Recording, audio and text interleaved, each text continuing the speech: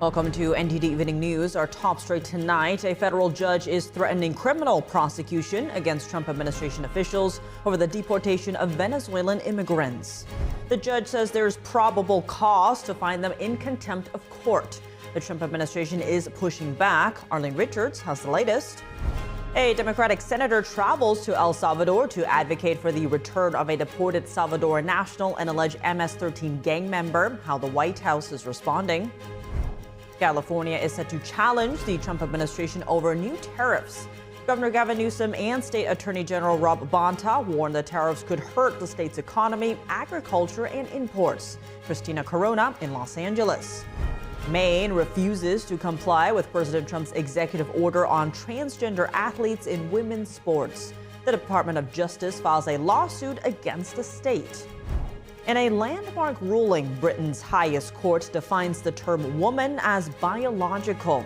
It follows a long-running legal battle over whether men who identify as women should be treated as women by law. Malcolm Hudson reports from London.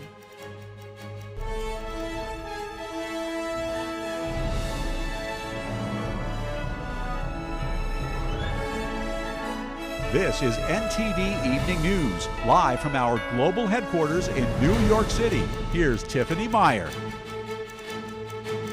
Good evening, and thank you for joining us tonight. A federal judge today warned Trump administration officials that he could refer them for criminal prosecution for contempt of court. He says they violated his order not to deport suspected Venezuelan gang members. NTD's legal correspondent Arlene Richards has more.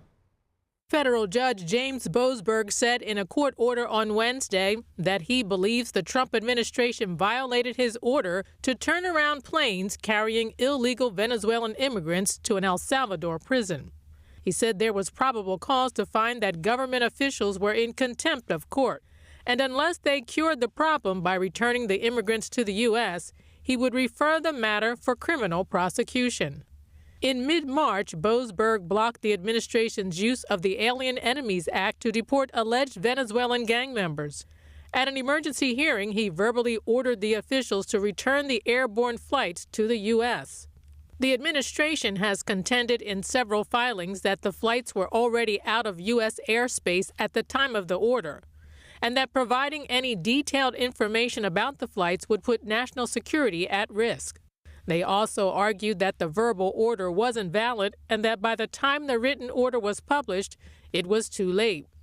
In a 46-page ruling, Boasberg concluded the court ultimately determines that the government's actions on that day demonstrate a willful disregard for its order, sufficient for the court to conclude that probable cause exists to find the government in criminal contempt. Sky Perryman, one of the attorneys who brought the case before Boasberg, told CNN, "The ruling affirms what we have long known. The government's conduct in this case is unlawful and a threat to people and our Constitution."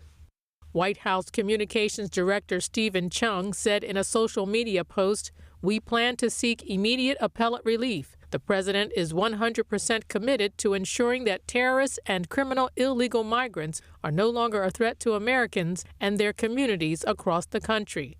Arlene Richards, NTD News.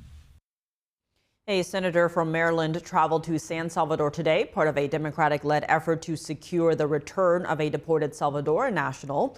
Our Washington correspondent Luis Martinez has more on this story. Board my flight for San Salvador. The goal of this mission is to let the Trump administration, to let the government of El Salvador know that we are going to keep fighting to bring Abrego Garcia home until he returns to his family. That was Senator Chris Van Hollen, the Democrat from Maryland, before boarding his flight to San Salvador to advocate for the return of Kilmer Abrego Garcia, a Salvadoran national that had entered the U.S. illegally back in 2011 and had been previously arrested in 2019 after being linked to the foreign terrorist organization MS-13. This is just human decency. Return the guy to America, let him go through whatever due process he deserves, but stop insisting on this egregious unconstitutional behavior. Democratic lawmakers have come out in support of the return of Abrego Garcia to the United States, arguing that he was deported to El Salvador without due process. Democratic lawmakers do not contest that Abrego Garcia might be subject to deportation to a third country if he returns to the United States, something that Attorney General Pam Bondi has made clear. He is not coming back to our country. President Bukele said he was not sending him back. That's the end of the story. If he wanted to send him back, we would give him a plane ride back. There was no situation ever where he was going to stay in this country. None. But he's from El Salvador, he's in El Salvador, and that's where the president plans on keeping him. Congressman Andy Harris, the chairman of the House Freedom Caucus and the only Republican lawmaker from Maryland, was critical of Senator Van Hollen for using taxpayer money to advocate for a foreign national. Reporting from Washington, D.C., Luis Eduardo Martinez, NTD News. And the White House today reacted to Senator Van Hollen's trip to El Salvador. Joining us now live with more on that is NTD's White House correspondent Iris Tao. Good evening, Iris. Tell us about this afternoon's press briefing.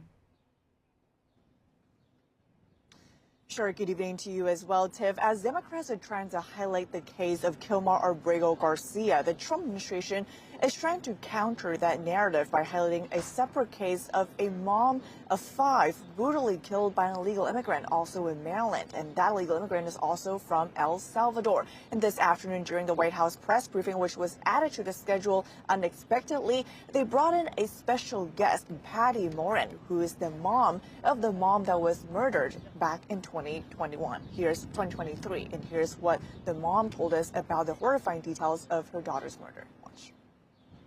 Still stained with her blood.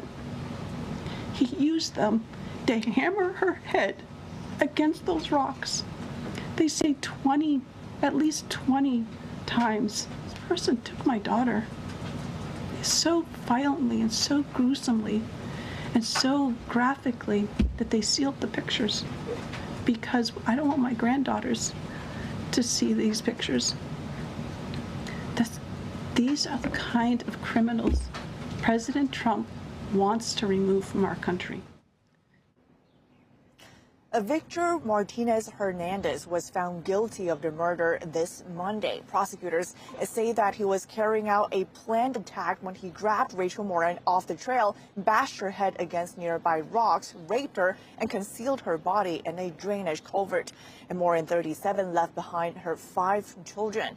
And meanwhile, President Trump has cited this case during the campaign trail last year. And just a few days ago, as he was also responding to the conviction, he says, quote, "The fake news should be focusing on the beautiful life and tragic death of this Maryland mother rather than the so-called Maryland father, who is actually an MS-13 gang member and foreign terrorist from El Salvador." And the mom today also told us that she doesn't really care about politics, but she wouldn't understand why a senator will go all the way to El Salvador using taxpayer money to bring back someone who's not supposed to be in this country. Watch. I don't care about politics. It's just common sense. Why are we not protecting our children? Bring back someone that's not even an American citizen. Why does that person have more right than I do, or my daughter, or my grandchildren? The White House press secretary today also criticized Democrats' efforts to bring back Kilmar Abrego Garcia, especially by highlighting new details revealed about his case. Specifically, the press secretary told us that when Kilmar Abrego Garcia was originally arrested, he was, quote, wearing a sweatshirt with rolls of money covering the ears, mouth, and eyes, which she said was a known symbol of the MS-13 gang. And Garcia was also arrested with 2 other known members of the vicious MS-13 gang, she says, and that 2 separate judges have found him to be a member of the MS-13 gang. And then so far, there's no dispute over that conclusion. And meanwhile, this morning, the White House says that was revealed that in court documents that Garcia's wife actually petitioned for an order of protected status against him for domestic violence back in 2021. And here's what Caroline Levitt told us about the case. Watch. Not only are Democrats rushing to defend an illegal criminal foreign terrorist gang member, but also an apparent woman beater. And if he ever ends up back in the United States, he would immediately be deported again. The wife of Kilmer Abrego Garcia, meanwhile, today responded to the Trump administration publicizing her court filing, saying that despite the court filing, their marriage actually got stronger after that and that they were able to work through this situation. She also added that that is still not a justification for ICE to deport him back to a country where he should be protected from deportation. But the White House today made clear that nothing will change the fact that, quote, Abrego Garcia will never be a Maryland father. He will never live in the United States of America again. Tiff. All right, Iris, thanks for that update. The Trump administration plans to deploy soldiers to the southern border, and it's transferring land along the border to the Department of the Army as part of the effort to stop illegal immigration. NTD's international correspondent Arian Pazdar is in Latin America with the immigration update.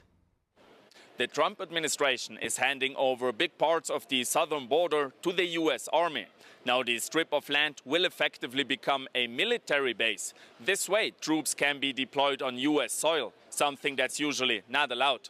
Now that's so that illegal immigrants from Latin America don't cross into the United States. Secretary of the Interior Doug Burgum traveled to New Mexico on Tuesday to announce the plans. He says this transfer reflects Interior's commitment to public safety, national security, and responsible stewardship of our public lands. The land assigned to the Army is known as the Roosevelt Reservation. It's a 60-foot wide strip of land spanning from San Diego all the way to Texas. The Interior Department says the Army will hold the land for 3 years. This could also allow for the construction of additional infrastructure, such as the border wall. On Wednesday, President Trump said that millions of criminals entered the country during the last administration, adding that it's my job to get these killers and thugs out of here. That's what I got elected to do. The White House recently announced that illegal immigration was down 95% in March compared to the same month last year. Todd Bensman, a senior fellow with the Center for Immigration Studies, says this shows that the border could have been closed a long time ago. All the tools were already there. Detention, deportation, no more catching and releasing. And that was all it took. It took 1 hour on Inauguration Day to close the border down. Bensman says the plan to move troops to the border will also assist in the fight against drug smuggling by Mexican cartels. Once you get between the cartel and their money, you're looking at gunfire. That's how they operate. But he adds that U.S. troops could fire back to defend themselves. And if they do fire back, it will be with overwhelming firepower. You've seen those Stryker brigades down there. They've got the 10th Mountain Division down there, the U.S. Army. The administration's move to designate the land as a military base is now expected to face legal challenges in court. Arian Pazdar, NTD News. California Governor Gavin Newsom and Attorney General Rob Bonta announced today they're planning to sue the Trump administration over the new tariffs. They say the levies will cause immediate and irreparable harm to the Golden State. NTD's Christina Corona has more. Governor Gavin Newsom and Attorney General Rob Bonta are suing the Trump administration over tariffs they say were imposed without proper authority and are now taking that fight to court. Bonta says President Trump misused the International Emergency Economic Powers Act, bypassing Congress to impose steep trade penalties. We're asking the court to rein in the president, restore to our economy, and uphold the Constitution. The president is yet again acting as if he's above the law. He isn't. While Congress typically oversees trade policy, it has given presidents some emergency powers. But California officials argue the new tariffs go too far. The tariffs target key U.S. trading partners like China, Mexico, and Canada. The tariffs on China are now at an astronomical 145%. In response, China has retaliated with a 125% tariff on U.S. goods, including on California nuts and dairy products. Bonta says California leads the nation in agricultural exports, bringing in nearly $24 billion last year. He notes the state is also America's top importer and second largest exporter overall. Over 40% of California's imports come from those three countries. and they're our top 3 export destinations, buying close to $67 billion in California exports, over 1/3 of all of our exported goods. Newsom says the economic impact to the state could be massive. California is the first state to announce legal action over the tariffs. President Trump has not yet responded to the lawsuit. Reporting from the city of El Monte, Christina Corona, NTD News. Britain's highest court today ruled that only biological and not trans women meet the legal definition of a woman under equality laws. The landmark decision confirms that women's single-sex services can exclude men who identify as women. NTD's international correspondent Malcolm Hudson has more for us from London. Britain's Supreme Court has ruled that transgender women, that's men who identify as women, are not legally women. This case is the culmination of a long-running legal battle between a women's campaign group and the Scottish Government over the definition of the term woman. Here is Lord Hodge with the ruling. The unanimous decision of this court is that the terms woman and sex in the Equality Act 2010 refer to a biological woman and biological sex. A Gender Recognition Certificate, or GRC, is a formal document giving legal recognition of someone's new gender. This ruling means men who obtain a GRC saying that they are female cannot be treated legally as women. Campaign group For Women Scotland originally took legal action against the Scottish Government after it issued guidance saying a man with a GRC was legally a woman. The matter first came to court in 2022. We thought we were going to see rights for women rolled back, and today the judges have said what we always believed to be the case, that women are protected by their biological sex, that sex is real, and that women can now feel safe. The decision confirms that single-sex spaces for women, such as changing rooms, refuges, hospital wards and women's sports, can exclude men who identify as women. A British government spokesperson welcomed the ruling as bringing clarity and said single-sex spaces are protected in law and will always be protected by this government. Former Scottish Nationalist Party politician Joanna Cherry said the British government and the Scottish regional government must make sure public policy changes. Since the public and private sector have been acting as though we had self-identification of sex in the United Kingdom, and now we know that's not the case, and we also know that it's not the case that a man becomes a woman simply by having a piece of paper. The Scottish government said it accepts the ruling, adding that protecting the rights of all will inform its response. The ruling is already beginning to have an impact. NHS England currently allows trans women into women's spaces. It said it will now consider the ruling when it updates guidance for female single-sex hospital wards. Britain's Equality and Human Rights Commission also said it will rewrite its code of practice. The Supreme Court said people who identify as transgender would not be disadvantaged by its decision, saying the Equality Act still affords them protection against discrimination or harassment. The 88-page ruling also said that under the Equality Act 2010, the concept of sex is binary. Malcolm Hudson, NTD News, London. Coming up, a State Department office tasked with censoring social media posts was just shut down. Secretary of State Marco Rubio says the censorship targeted everyday Americans. Jack Bradley reports. White House envoy Steve Witkoff and Secretary of State Marco Rubio head to Paris. The officials will speak with their French counterparts about the conflicts in Ukraine and the Middle East. Iran now says that uranium enrichment is non-negotiable in the talks for a possible nuclear deal. Meanwhile, Israel's defense minister says no humanitarian aid will be allowed into the Gaza Strip as talks for a ceasefire continue. Jason Perry has those updates for us when we return.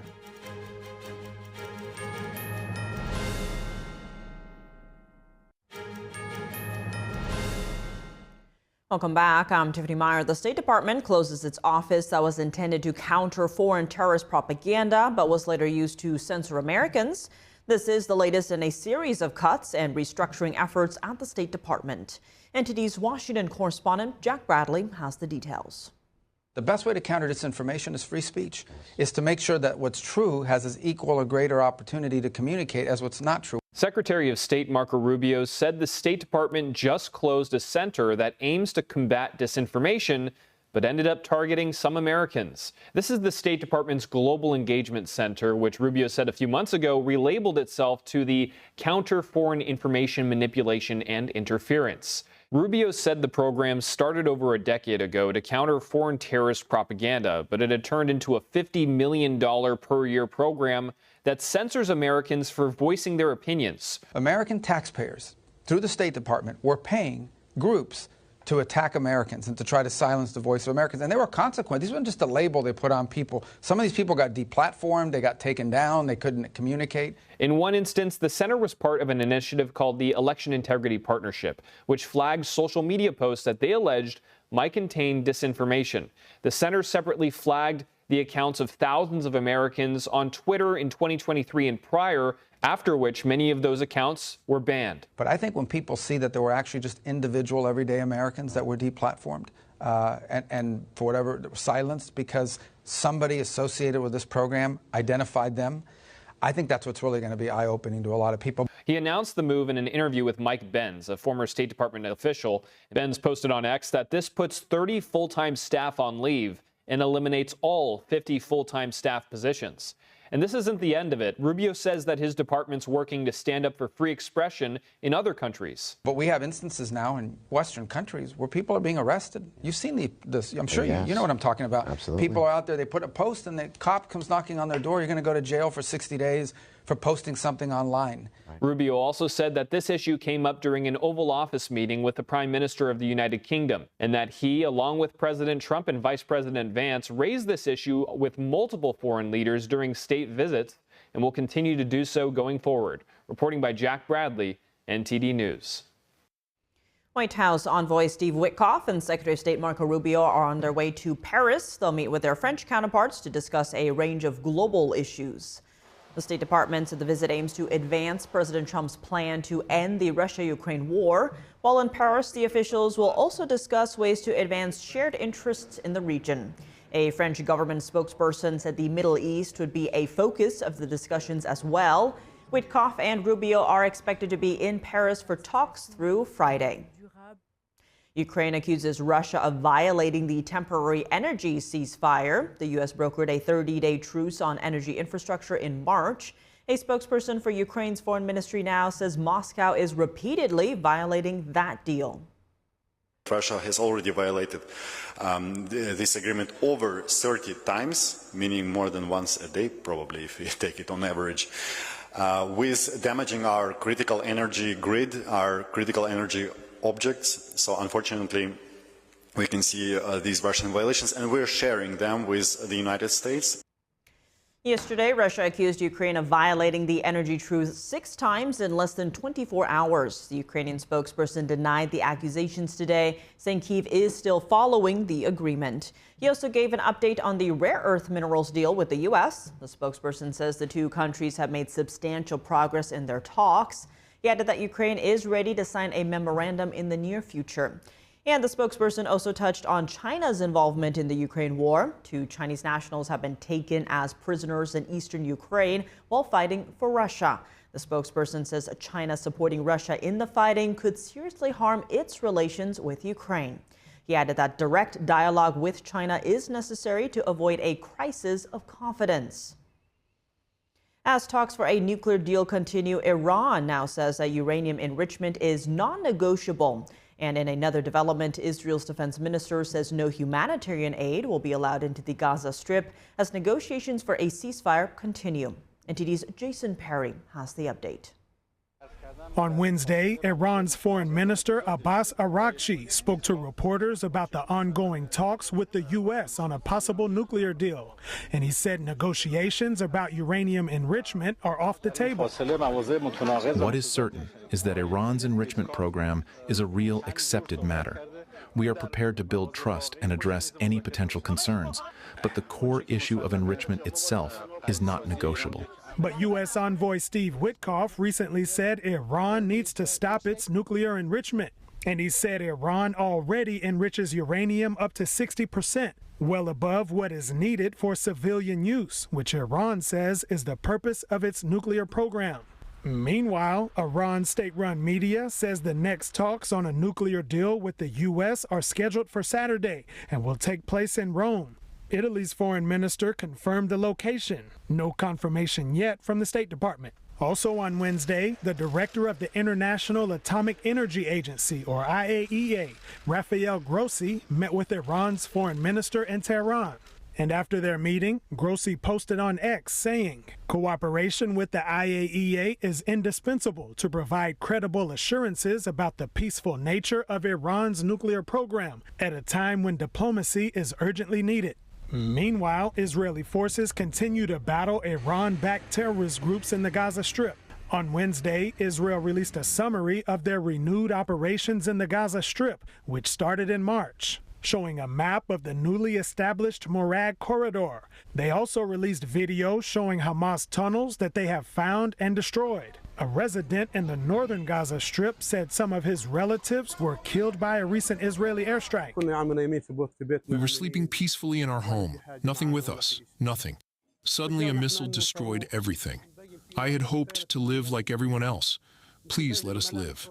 Have mercy on us. And on the same day, Defense Minister Israel Katz said Israel would continue blocking humanitarian aid to the Gaza Strip as negotiations for a ceasefire continue. Israel has said that Hamas uses the aid to support its terrorist activity. And in another development, the Lebanese army says they've detained suspects accused of firing rockets at Israel in March. But Lebanon did not mention the Hezbollah terrorist group. Soon after that attack in March, Israeli forces reported striking terrorists in multiple locations in Lebanon's capital city of Beirut. Jason Perry, NTD News. Coming up, HHS Secretary RFK Jr. calls new autism data shocking and says his department will be taking steps to get to the bottom of it. Jason Blair reports. And what do these latest moves by Kennedy signal for America's approach to healthcare and the medical industry at large? Jeffrey Tucker, founder and president of the Brownstone Institute, joins us to discuss after the break.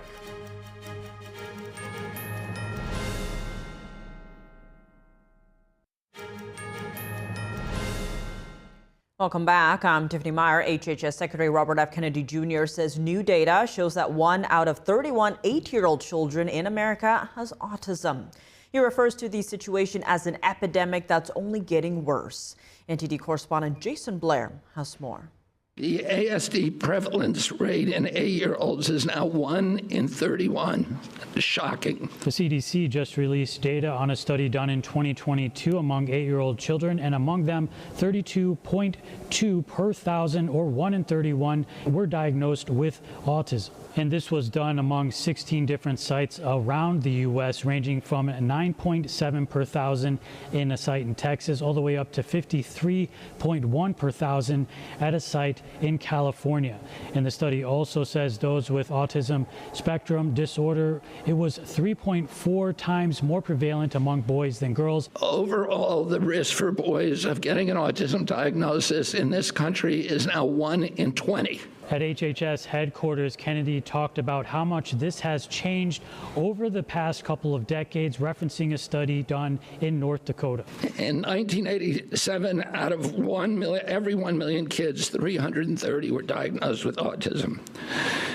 Today, there are 27,777 for every million. Secretary Kennedy thinks that there's something that must have changed in the environment that is causing this big spike, which he is calling an epidemic. He says that EPA scientists determined that the epidemic started in 1989, and they want to do some studies to get to the bottom of it.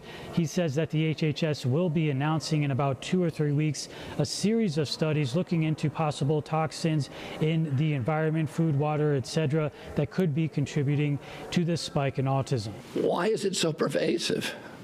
Why has it been thrown up against us for so many years? And clearly there are industries.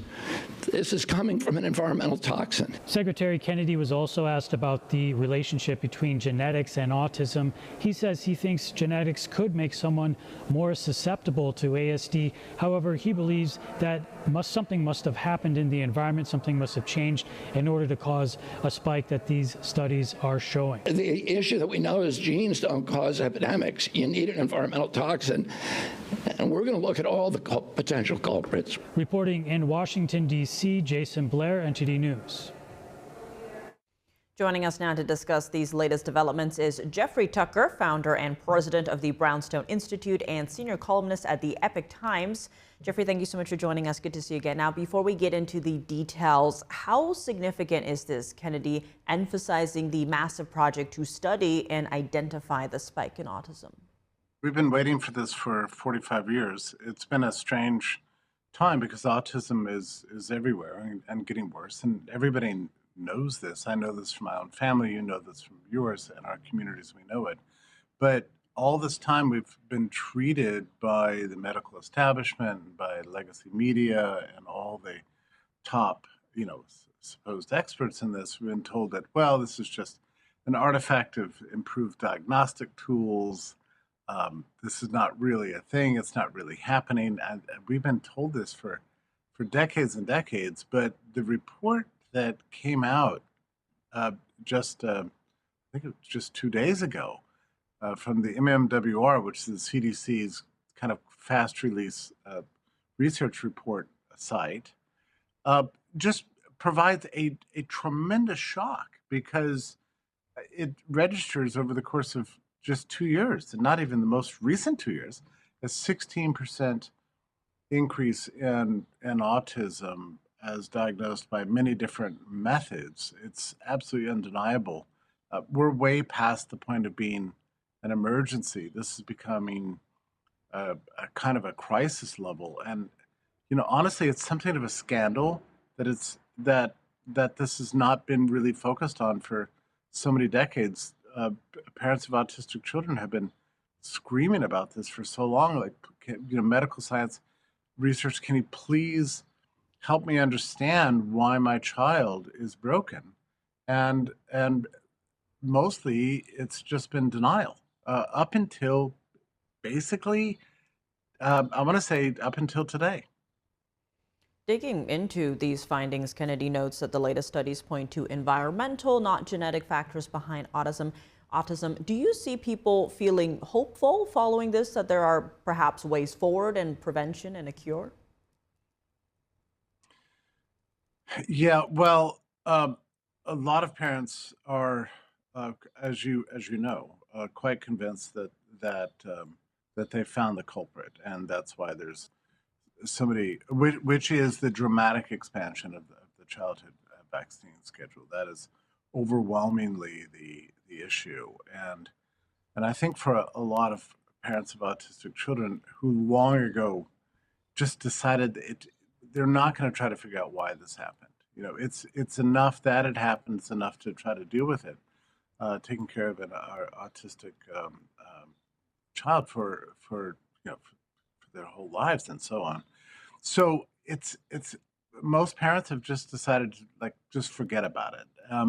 But as a result of this study that's being embarked upon by the NIH and being pushed by very brave Robert F. Kennedy, it raises the whole issue again, that maybe there is a path to finding answers. And I would say that has given a great deal of, it's almost like a sudden breaking of a dam, and people are now talking very freely and openly about subjects that have been, they've only been whispered about or thought about a little bit in the back of their minds for quite some time. And on that note, Jeffrey, how are people in the, say, alternative health community reacting to this study? Well, yeah, there's a great deal of optimism, but I tell you, it's not so much that people are excited about whatever the scientists are going to come up with, although that's interesting. What people want more than anything else is the data and the information, because there's a lot of data that has not been released, a lot of data from a lot of different realms that has been not released to the public, and it's actually very difficult to get to. But I think the people who are now running public health agencies in the U.S. are dedicated to sort of more transparency and getting that information out to as wide a group of researchers as possible, because there can never be anything wrong with studying this information. And I've talked to some of the top people involved in this, and I just flat out asked them. I said, I know you have your intuitions about what's causing this and the balance of factors that everybody's looking at. There's a lot of factors that can go into this. But I just flat out asked, I said, are you willing to follow the evidence wherever it leads, even if it takes on these difficult topics like the childhood vaccine schedule? And the answer has been overwhelmingly yes.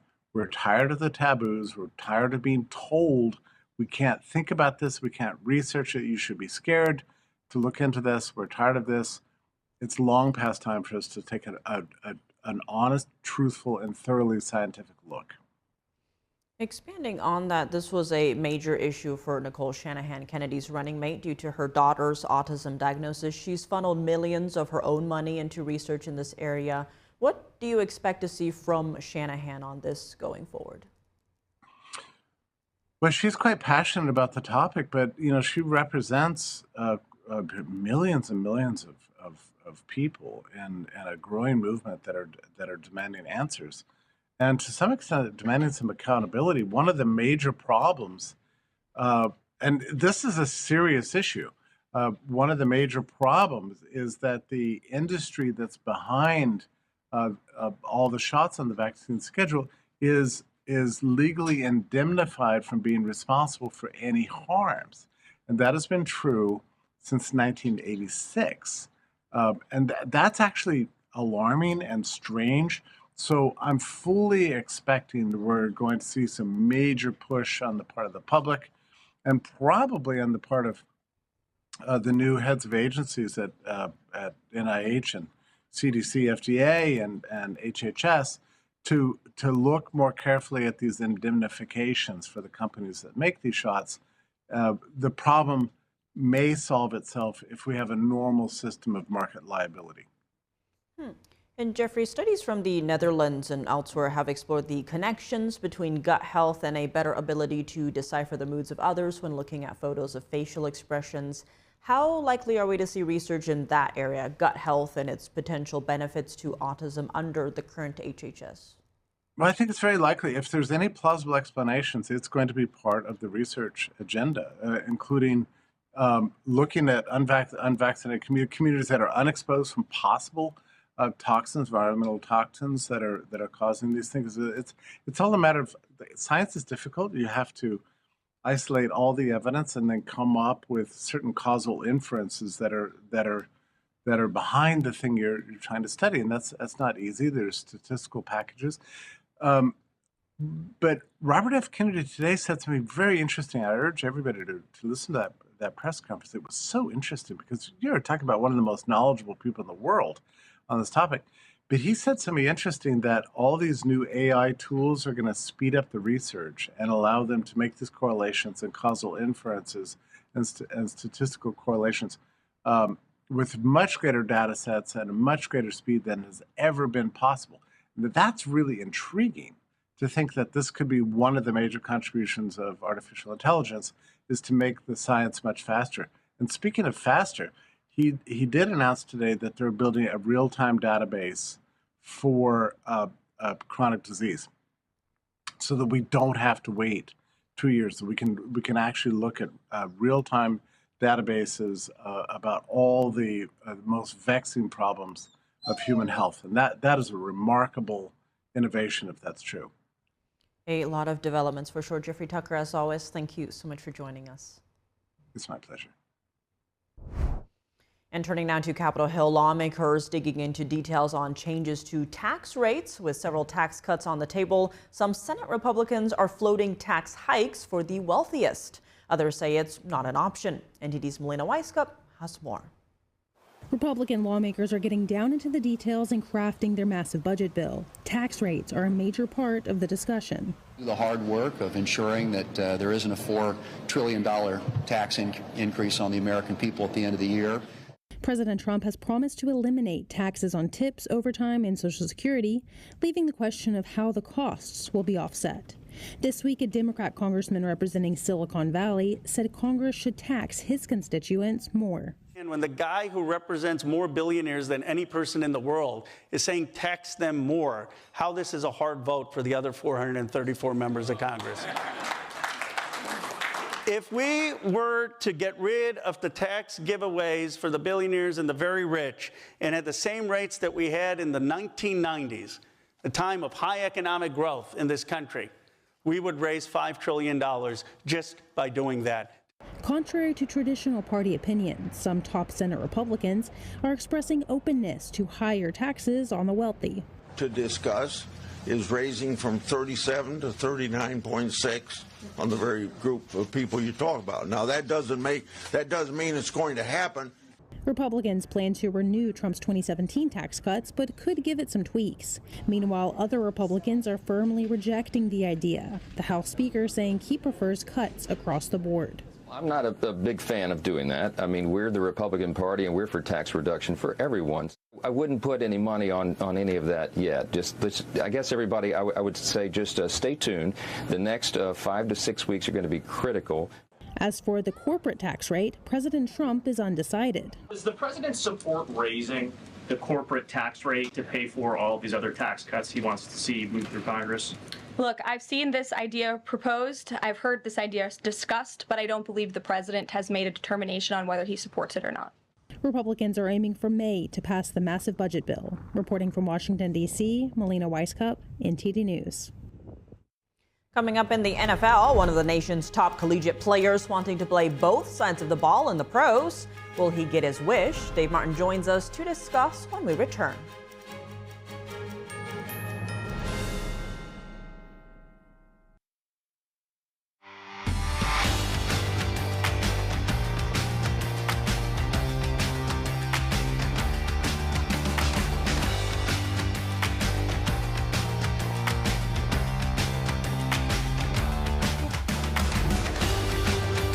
And now for your sports news, we're joined by NTD's Dave Martin. Dave, plenty going on today, but let's start with sports and politics. As today, U.S. Attorney General Pam Bondi says the DOJ is filing a civil lawsuit against Maine for allowing transgender athletes in women's sports. What is the DOJ's argument? Yeah, she said it's pretty simple. This is Pam Bondi. She said this is a violation of Title IX, which bars discrimination in education, based on sex. She says it's also a safety issue. Now, Secretary of Education Linda McMahon also weighed in as well. Let's listen to what she said here, too. The Trump administration could not be any clearer to all states, sports leagues, and educational institutions. We take the violations of women's civil rights very seriously. I have 3 granddaughters, and I want to make sure that they are treated fairly and that they aren't exposed, in dressing rooms. We want to make sure that if you open women's sports or intimate facilities to males, you expose yourself to federal civil rights investigations. Governor Mills will definitely get her wish. Yeah, so she's referring to President Trump and Maine Governor Janet Mills clashing over this issue a couple of months ago in a governor's meeting. Trump asked if she would comply. She said she would see him in court, and so she's getting her wish now.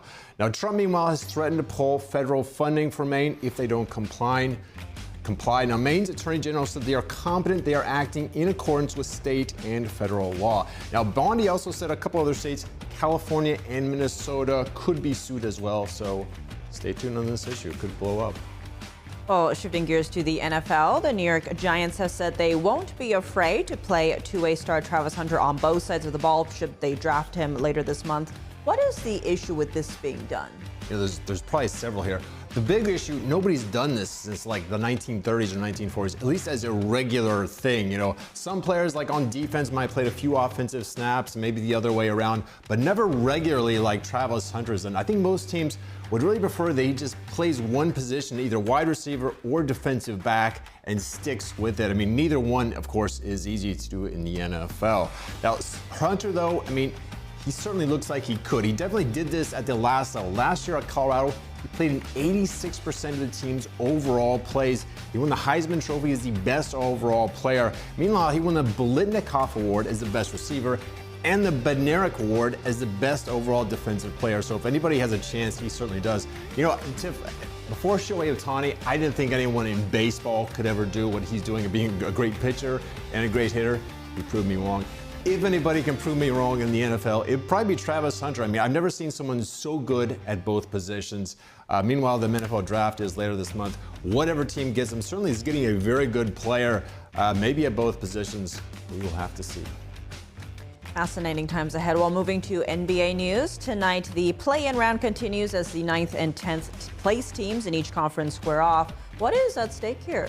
Yeah, it's win and you at least stay alive for a possible playoff spot. Lose, though, and you're eliminated. This is Chicago versus Miami in the East tonight. Sacramento versus Dallas in the West.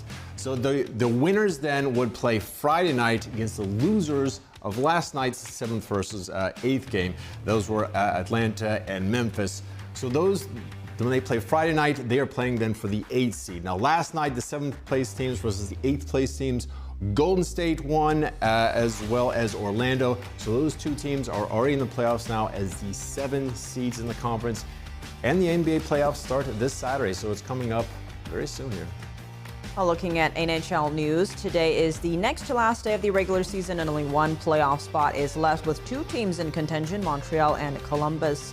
What are the scenarios for each to clinch? Yeah, it's all in Montreal's hands right now because Montreal has a 2-point lead over Columbus with 1 game left for each of them. Now in the NHL, you get, for the standings, you get 2 points for a win, none for you get 1 point for an overtime loss and no points for a loss. So all Montreal has to do tonight is just get the game to overtime. They can still lose in overtime. They'll get a point if they do that, and that'll be enough to clinch over Columbus. Now, last night, 2 teams clinched the other 2 spots in the Western Conference. That was Minnesota and St. Louis, both won. Calgary was in play as well. Even though they won, though, they were eliminated. So again, just 1 NHL playoff spot left. And the NHL playoffs actually start this Saturday, too. So Saturday is going to be a very exciting day in the NHL as well as the NBA, Tiff. I'm sure you're excited. Well, I know you'll have a job that day. Dave, as always, thanks for joining us. Thank you, Tiff.